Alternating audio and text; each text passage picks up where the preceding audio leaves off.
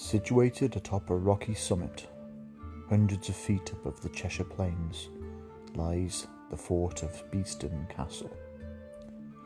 The site, now mostly in ruins, is still an impressive place to visit, with awe-inspiring stonework dating back to the 1200s. And when you reach the top, there is a view 30 miles in all directions across the flat English countryside. Among these great and impressive sights, it is easy to overlook some of the smaller features of the castle, such as the entrance to the well in the now open courtyard.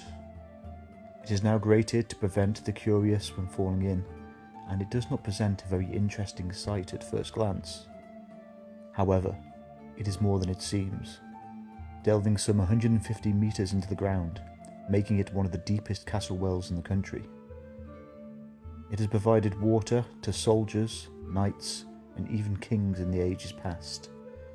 But it is an enduring tale of riches that often piques people's interests. The story goes that in 1399, King Richard II was setting forth for a military conquest of Ireland. All was not going well in England. He had managed to upset a great deal of the country, either through mismanagement, his iron-fisted rule, or from fellow nobles growing weary of his favour towards his sycophantic followers. He was right to be wary as well, for when he returned from Ireland, he was captured at Flint Castle.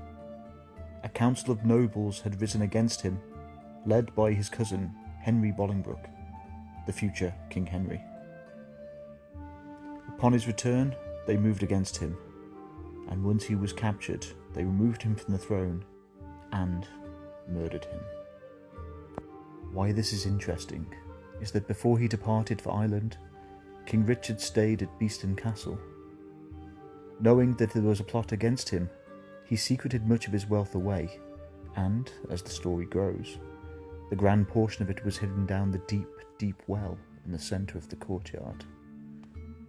As mentioned previously, the well was over 110 metres deep, and the treasure was not simply chucked in, but carefully hidden in secret openings and disguised tunnels, just waiting for the rightful king to return and claim it.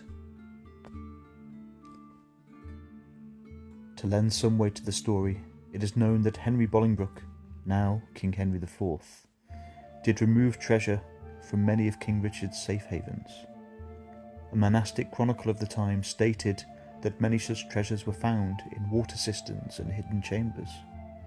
Several other written accounts state similar stories, captured treasures from the now dead monarch, found in secret caches in several of the buildings he had visited.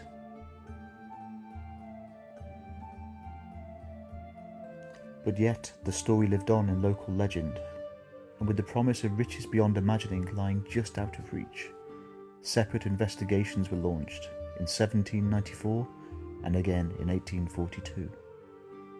With the depth of the well and its narrow confines, it was always going to be a difficult task. These investigations uncovered 3 separate openings that were found in the walls. However, no treasure was ever located in any of them. It seems that King Henry had already visited the well and removed the prize within. Even to this day, the story still lives on.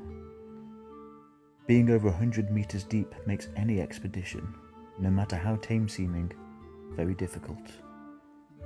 Cameras have been lowered down on several occasions, and although they can see discoloration in the walls, which are perhaps bricked up entrances, nothing has been found. And who knows what lies in the murky water at the bottom.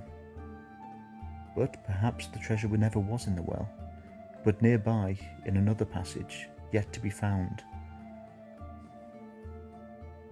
But whether you're staring into the inky blackness through the grate on top of the well, or enjoying a cup of tea and a sandwich while looking out at the vast plains of Cheshire, it's hard not to let your imagination run wild. Perhaps the riches are just beneath your feet. Perhaps if another person was lowered down the well, they could find wealth unimagined. Or perhaps it was already taken out and used to fund Henry's campaign. Whatever may or may not be left of the castle, The truth, it is still a fantastic sight.